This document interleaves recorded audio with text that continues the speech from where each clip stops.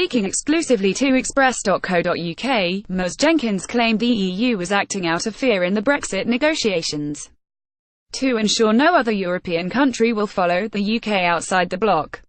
The member of the Exiting the European Union Committee said the current geopolitical climate in Europe will have an impact on the final deal between the UK and Brussels. She said, "At the end of the day they're going to lose a hell of a lot of money from what we've been paying into it, so I think right across the EU, the likes of Germany, the likes of Barnier and the likes of France, they're going to want to make it difficult for us because they're going to lose a lot of money. Obviously they've got that fear of what is going on elsewhere. Look at the Italian elections, that's going to be interesting, and let's see how that plays out, or if it's going to impact on Brexit with us." Daily Express. GETTYBrexit News. Tory MP warns crisis-stricken EU will lash out at UK over Brexit. Is that going to be another country who is then going to have a referendum and vote Brexit? It's an interesting time in politics, and I think there is a lot of fear in the EU, and in their mind are their glory days of the very safe community they've created, so they're going to make things as difficult as possible. But that's negotiations. I think we've got to play as hardball as possible, because they certainly are going to as well. Is the very safe community they've created going to implode in the end?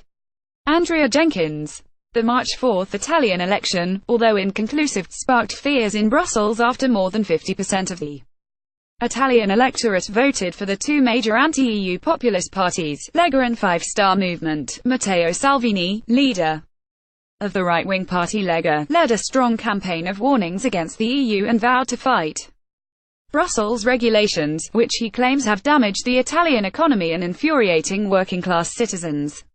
His counterpart, leader of Five Star Movement Luigi Di Maio, promised voters he would call for a referendum to abandon the euro and return to the lira, months before he received the biggest number of votes in the general election.